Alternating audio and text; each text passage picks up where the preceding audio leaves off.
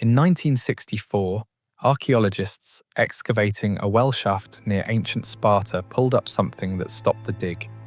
Infant bones, dozens of them. Fractured skulls, twisted spines, some no more than a few days old. For decades, the story was the same. Sparta threw its weak babies into a pit called the apotheti. Textbooks printed it. Documentaries repeated it. The movie 300 opened with it. But the bones in that well told a different story. Because mixed in with those infant remains were the bones of adults. Men, women, people who had lived full lives and then ended up in the same place as the babies. Which raises a question no one in Hollywood wanted to ask. What kind of society throws both its newborns and its grown citizens into the same disposal site? This video is about what Sparta actually was, not the movie version, not the motivational poster version. The version that turned a 7-year-old boy named Leonidas into the kind of man who would march 300 fathers to a narrow pass in northern Greece, knowing none of them would come back. And the version that explains why, 2,500 years later, we still haven't figured out what we're really applauding. Before we go any further, if you haven't subscribed yet, now is the time.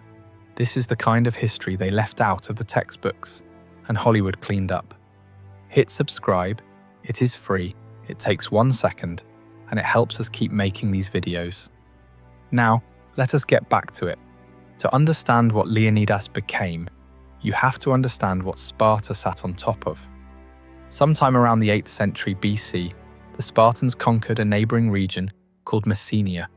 The people living there, the Messenians, were not killed. They were not driven out.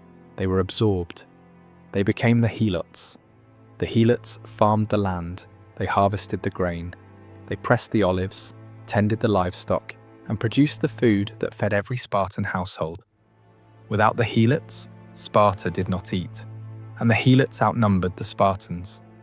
Ancient sources vary, but some estimates place the ratio at 7 helots for every 1 Spartan citizen. Others go higher. The exact number is debated, the imbalance is not. This created a problem that shaped every decision Sparta ever made. The entire Spartan economy depended on a population that had every reason to revolt. The Messenians had not chosen subjugation. They had been conquered, they remembered, and they waited. In the 7th century BC, they did revolt. The Second Messenian War nearly broke Sparta. Ancient sources describe a conflict so desperate that Sparta came close to collapse. The poet Tyrtaeus, writing during or shortly after the war, produced verses urging Spartan soldiers to hold the line, not against a foreign empire, but against the people working their own fields. Sparta survived that war, but surviving it changed everything. After the Messenian revolt, Sparta reorganized itself around a single priority, making sure it never happened again. Every institution, every ritual, every law that followed can be traced back to one calculation. How do a few thousand citizens maintain permanent control over a population that vastly outnumbers them? The answer was not walls. Sparta famously had none. The answer was not technology or wealth. The answer was the total restructuring of Spartan life around the production of one thing: obedient soldiers. At the age of 7, Spartan boys were taken from their families. This was not optional. This was not a boarding school for the ambitious. Every male citizen's son entered the agoge, the state-run training system that would occupy the next 13 years of his life. The boys were organized into groups called agalai, herds. Not classes, not cohorts. Herds. They were given 1 cloak per year, no shoes, no bedding. They slept on rushes they had to pull from the riverbank themselves, by hand without a blade. Food was deliberately kept insufficient, not by accident, not through scarcity. The rations were calculated to leave the boys perpetually hungry. They were expected to supplement their meals by stealing. This is the part that gets repeated in documentaries as if it were clever, a training method for future soldiers. But the full mechanism was more specific than that. If a boy stole food successfully, nothing happened. He ate, If a boy was caught, he was beaten. The punishment was not for the theft, it was for the failure, for being detected. Plutarch records the story of a Spartan boy who stole a fox cub and hid it under his cloak. When an adult approached, the boy stood still. The fox began clawing and biting into his stomach. The boy said nothing. He did not move. He died standing, his intestines opened by the animal, rather than reveal what he had stolen. Whether that specific story is literal or apocryphal, the fact that Spartans told it to each other as a model tells you what the system valued. Not strength, not intelligence, the suppression of visible suffering. As the boys grew older, the training escalated. They were organized into competitive units and encouraged to fight each other. Plutarch describes organized brawls, where boys punched, kicked, and bit with no rules and no intervention from adults. The purpose was not to find the strongest. It was to identify who would keep fighting after the pain became unbearable. At certain stages, boys were subjected to public flogging at the altar of Artemis Orthia. This was not punishment, it was ritual. Boys were whipped until they bled, and the measure of success was silence. Pausanias, writing centuries later, noted that some boys died during the ritual. The priests monitored the flogging by watching a wooden statue of Artemis. When the image grew heavier, the blows were considered sufficient. Foreign visitors came to watch. By the time a boy reached 18, he had spent over a decade in a system designed to accomplish something very specific. Not education, not enlightenment, conditioning. The agoge produced men who could endure pain without flinching, who could obey without questioning, who could stand in a phalanx formation for hours in summer heat, wearing 60 pounds of bronze, and not break rank when the man next to them took a spear through the throat. This was the system that produced Leonidas. He entered it at 7. He graduated from it as a man who had never known a single day of autonomous decision-making. Every meal, every sleeping arrangement, every act of violence and deprivation had been managed by the state, and the state had one use for him. There is a part of Spartan training that does not appear in the movie 300. It does not appear in most popular accounts of Sparta at all. It is called the Krypteia. Each year, Spartan authorities selected the most capable young men, those who had excelled in the agoge, and gave them a specific assignment. They were sent into the countryside at night, alone, armed with a dagger. No armor, no supplies. Their mission: move through Helot territory and kill any Helot who appeared strong, organized, or capable of leadership. Plutarch describes this directly. The young Spartans hid during the day and emerged at night. They targeted Helots, working the fields, traveling the roads, or gathering in groups. The killings were not battlefield engagements. They were nighttime operations carried out against unarmed laborers. This was not a rogue practice. It was state-sanctioned. Each year, the Spartan ephors, the elected officials who governed alongside the kings, formally declared war on the Helots. This legal declaration served a specific function. Under Greek custom, killing during peacetime carried religious pollution. The annual declaration of war removed that obstacle. Any Helot killed by a Spartan during the Krypteia was killed within a legal framework. The targets were not random. Thucydides records an incident during the Peloponnesian War that reveals the logic. The Spartans announced that Helots, who had served with distinction in battle, should come forward to be honored. Around 2,000 Helots presented themselves. The Spartans crowned them, paraded them past the temples, and then every single one of them disappeared. No one, Thucydides writes, could say how each of them was killed. 2,000 men, selected for competence, eliminated because competence in a subjugated population is a threat. The Krypteia operated on the same principle, applied continuously. The system did not wait for rebellion to begin. It removed the potential for rebellion before it could organize. This is the context that is missing from every popular telling of Leonidas and the 300. The men who stood at Thermopylae, were not simply warriors trained for external enemies. They were products of a system designed, first and foremost, for internal control. The skills that made them effective in the phalanx, obedience, silence, the capacity to kill without hesitation, were the same skills they had practiced on Helot farm workers in the dark. One of the most frequently cited facts about ancient Sparta is that Spartan women had more freedom than women elsewhere in Greece. This claim requires context. Spartan women could own property. They could inherit land. They exercised publicly and received physical training. In Athens, women were confined to the household. In Sparta, they moved through public space with a degree of autonomy that shocked other Greeks. But the purpose of that autonomy was specific. Spartan women were physically trained because Sparta believed physically strong mothers produced physically strong sons. Plutarch states this explicitly. The exercise regimen, running, wrestling, throwing the javelin, was not designed for the women's benefit. It was designed to optimize their reproductive output. Marriage customs reflected the same priority. Spartan brides had their heads shaved and were dressed in men's clothing for the wedding night. The groom, who had spent his entire life in the company of men, would visit briefly in the dark, then return to his barracks. Some scholars suggest this ritual was designed to ease the transition from the all-male bonding of the agoge to heterosexual contact. Husbands under 30 continued to live in their mess halls. They visited their wives in secret. Plutarch says some men fathered children before they had ever seen their wife's face in daylight. If a marriage did not produce children, the state intervened. Xenophon describes an arrangement where an older husband could introduce a younger man to his wife for the purpose of conception.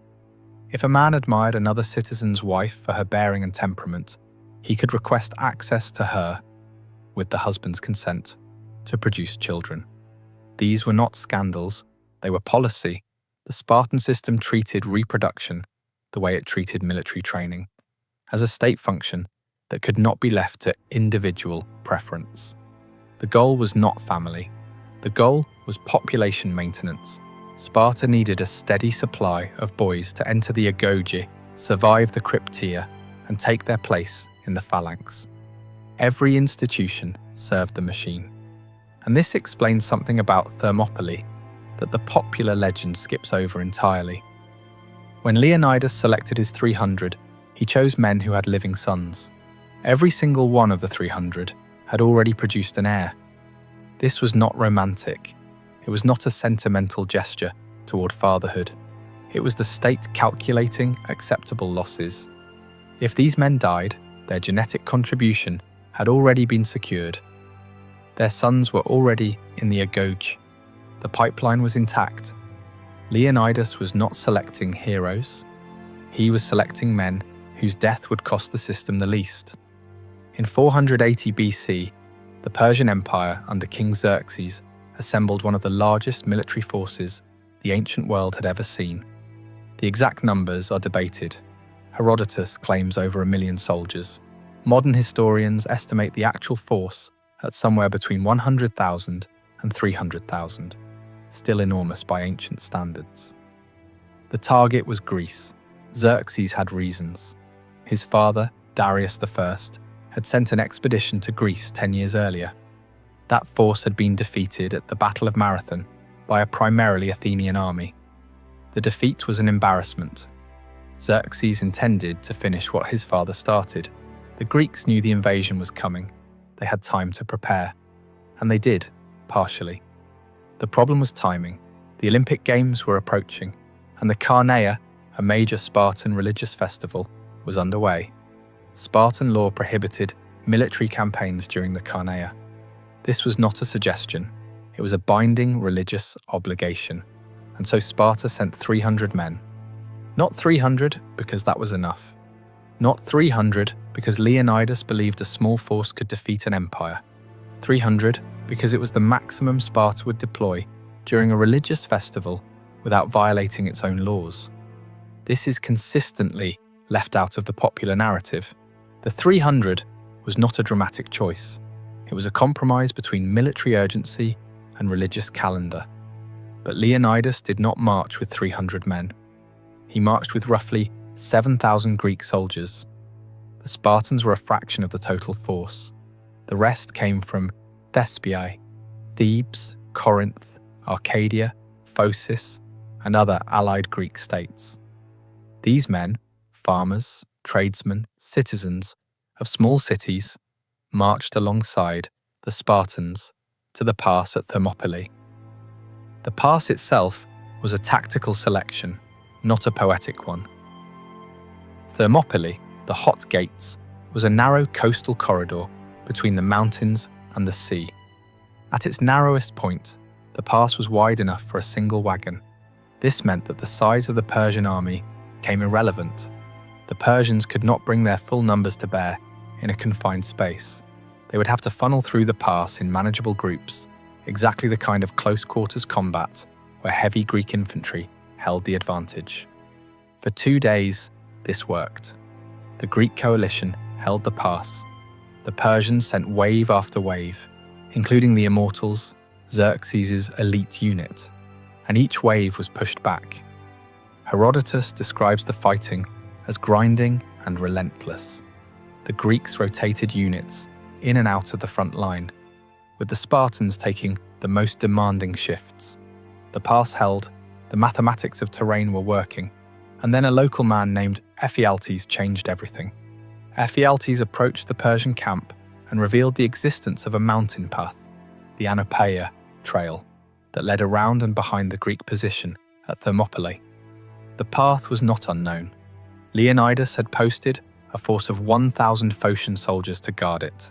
But when the Persian Immortals advanced along the trail at night, the Phocians retreated to higher ground to defend their own position rather than blocking the path. By dawn, the Greek army at Thermopylae faced encirclement. When word reached Leonidas that the Persians were behind them, he made a decision that has been interpreted as heroic sacrifice for 25 centuries. He dismissed the bulk of the allied army. The specifics of this decision matter. Herodotus gives 2 versions. In one, Leonidas ordered the allies to leave because he wanted to spare their lives. In the other, the allies left on their own when they saw the situation was hopeless, and Leonidas simply did not stop them. What remained was a force of roughly 1,500 men, the 300 Spartans, 700 Thespians, who refused to leave, and a contingent of about 400 Thebans, whose motivations are debated. Herodotus suggests they were kept as hostages rather than volunteers. The Thespians are worth pausing on. These were not professional soldiers. Thespiae was a small city. Its 700 men represented a significant portion of its military-age male population.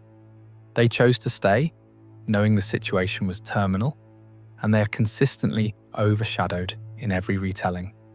No movie has been made about the 700 Thespians. No motivational poster carries their name. They died in the same pass, on the same day, fighting the same enemy. The reason for the remaining force was military, not symbolic. Someone had to cover the retreat of the departing allies. If the entire Greek army turned and ran simultaneously, the Persian cavalry would ride them down in open ground. A rear guard needed to hold the pass long enough for the main force to gain distance. Leonidas volunteered his Spartans for that role. Now, the selection principle becomes critical. Every one of the 300 had a living son. This was not coincidence. It was deliberate criteria. Sparta had a finite number of citizens. The Spartan population had been declining for decades. Every full citizen who died without an heir represented a permanent loss to the system. One fewer soldier in the next generation, one fewer family contributing to the mess hall. By selecting men who had already reproduced, Leonidas ensured that the demographic cost of the rear guard was minimized. Their sons would continue through the agoge. Their land holdings would pass to their heirs. The system would remain intact. This is the calculation that sits beneath the legend.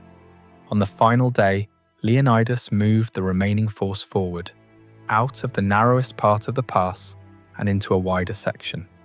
Herodotus describes this as a deliberate shift.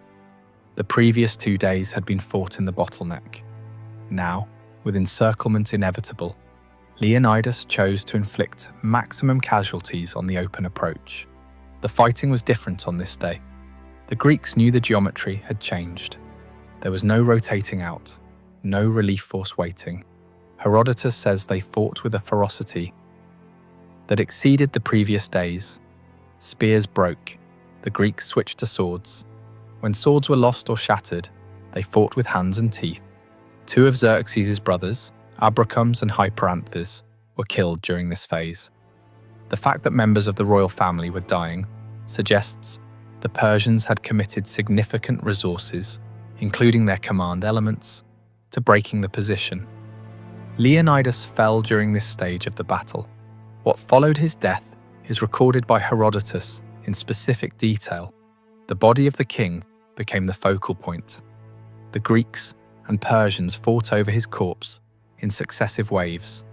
4 times the Greeks drove the Persians back from the body. 4 times the Persians returned. In Greek warfare, possession of a fallen leader's body carried significance. To lose a king's body to the enemy was a catastrophic dishonor. The Spartans understood this.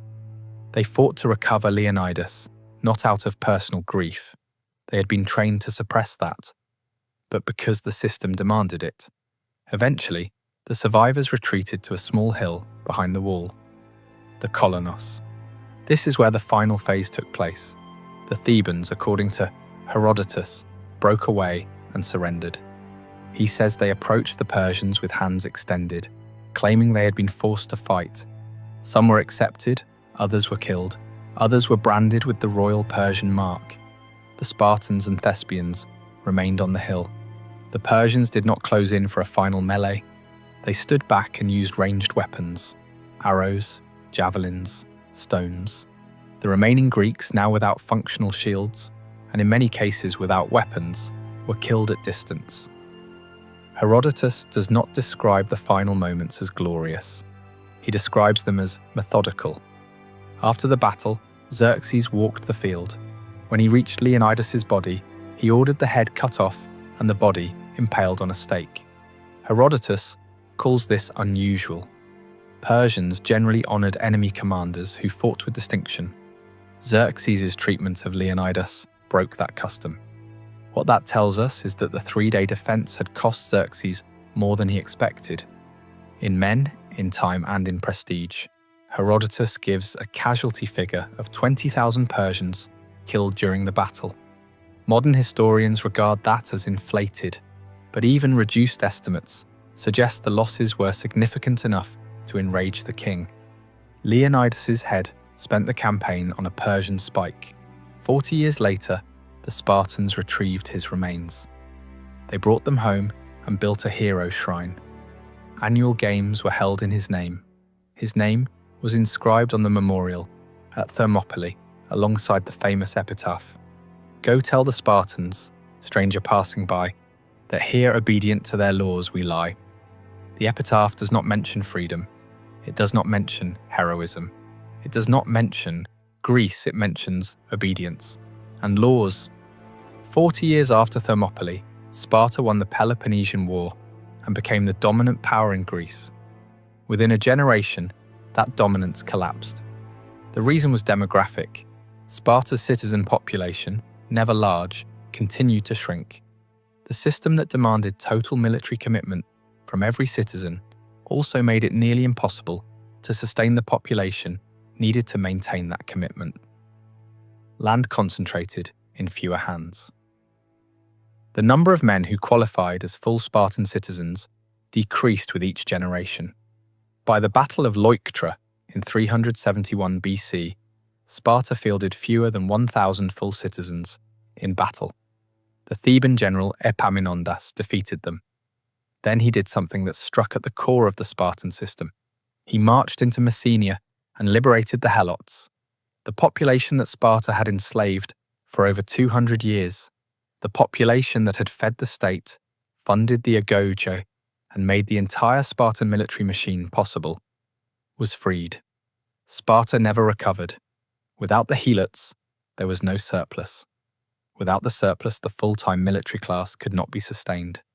Without the military class, the system that had produced Leonidas, the 300, and the legend of Thermopylae had no foundation.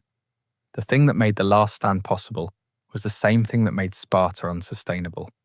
When we watch the 300 on screen, or read the epitaph at the pass, or share the quotes about Spartan shields and Spartan courage, we are looking at the output of a system that took 7-year-old boys and made them into men who could not flinch, a system that declared war on its own labour force every single year, a system that turned reproduction into a state resource and death into a managed transaction. Leonidas stood in that pass because the system had spent 30 years ensuring he could not do anything else. The 300 fought without retreat because retreat had been made unthinkable before they could read. And the Thespians, the 700 volunteers from a small city who chose to stay and die beside them, are the ones history forgot, because their sacrifice was a choice, and choices are harder to turn into systems. The story of Thermopylae is still told as a story about freedom, but the men who died there were the least free men in Greece, and we still haven't decided what to do with that.